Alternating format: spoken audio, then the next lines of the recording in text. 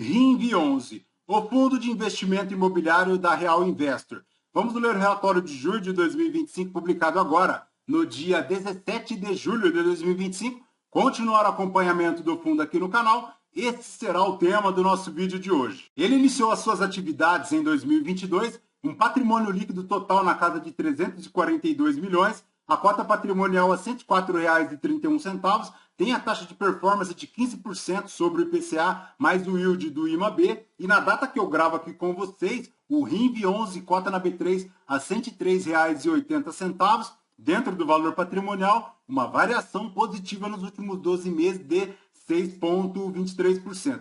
A cotação lá no mercado secundário chegou aos R$ 93,11 lá em dezembro de 2024, continuou bem baixa agora até fevereiro, quando chegou aos R$ 92,95, mas desde então retornando uma recuperação, já inclusive dentro do valor patrimonial, na casa dos R$ 103. A última distribuição do fundo foi de R$ 1,05 por cota, paga agora no dia 18 de julho de 2025, fazendo um yield de 1%, anual de 12,28%. Se o cotista tivesse investido R$ 1.000 há 2 anos em RINV11, teria hoje R$ 1.187,40, já considerando o reinvestimento dos dividendos. A rentabilidade do fundo tenta superar a linha do CDI, mas ainda não consegue, superando apenas a linha do IPCA e do IFIX, retornando no período 18,74, enquanto o CDI rendeu 24,23, o IPCA 9,67 e o IFIX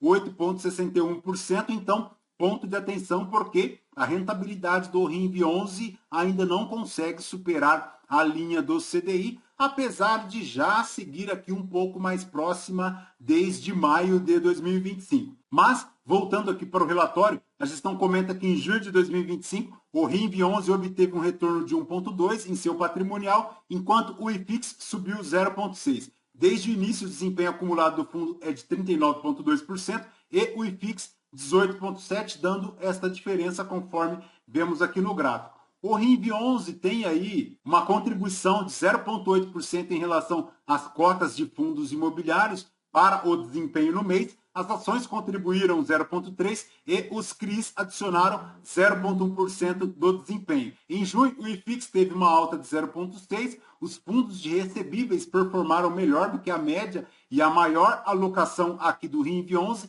está nessa classe, contribuindo para um retorno relativo superior do RINV frente ao índice, que foi de 1,2% no mês e 15,4% ao ano. Em 12 meses, já considerando o dividendo anunciado referente a junho, foram distribuídos R$ 12,75 por cota, equivalente a um yield de 12,2% ao ano, com base na cota patrimonial de fechamento em junho, que foi de R$ 104,31. A gestão destaca aqui também que o dividendo de R$ 1,05 por cota durante todo o primeiro semestre foi basicamente todo o resultado das receitas recorrentes do fundo. Além do ganho recorrente, exerceu aí a gestão mais de 200 milhões em volume transacional ao longo dos 6 primeiros meses do ano, gerando um ganho de capital superior ao prejuízo realizado. Os movimentos de realização de prejuízo ocorreram em posições que ou tiveram deterioração nos seus fundamentos ou se tornaram menos atrativas que outros ativos disponíveis,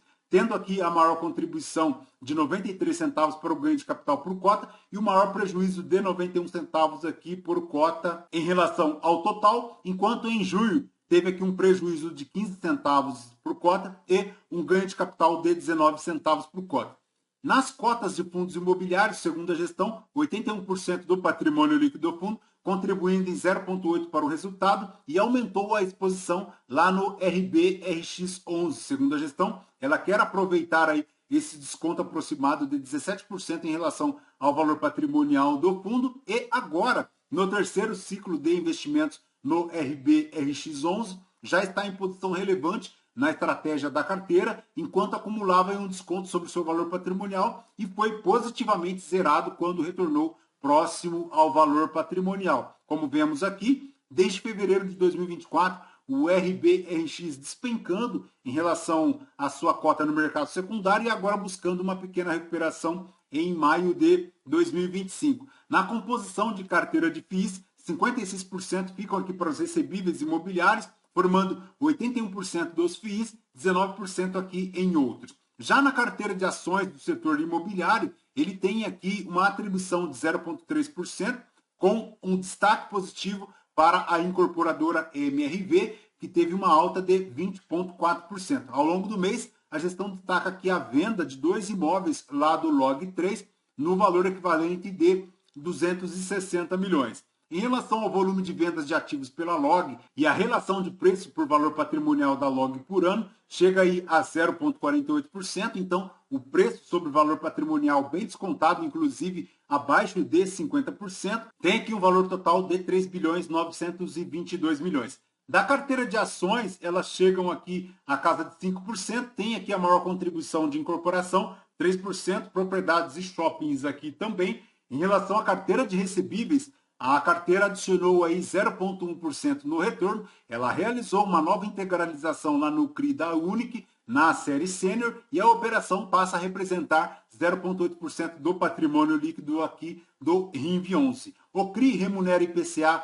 mais 10,5% ao ano. Tem aqui as fotos do empreendimento imobiliário, bem tranquilo. Já no tocante o CRI da Vanguarda, houve a emissão do habite do empreendimento Jonathan Nunes na primeira semana de julho, e a gestão espera que para os próximos meses o início da amortização da operação já se concretize, retornando o repasse da quitação das unidades aqui para o fundo. Já o Dom Severino segue com obras avançadas, com expectativa de conclusão agora para o final de 2025. Na estrutura de CRIs, a gestão comenta que ela será suficiente para honrar os credores, conforme acordado, e a posição investida pelo RINV11 representa um total de 1% do patrimônio líquido do fundo.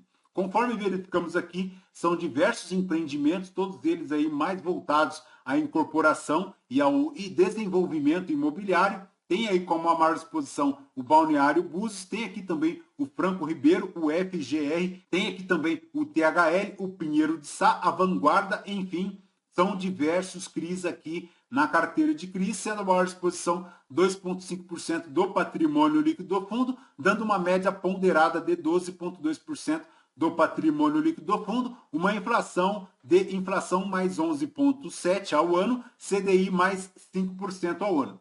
Na carteira aqui consolidada de FIIs, 81% do patrimônio líquido do fundo, ele tem como a maior exposição os recebíveis imobiliários, 56,5% aqui do patrimônio líquido do fundo.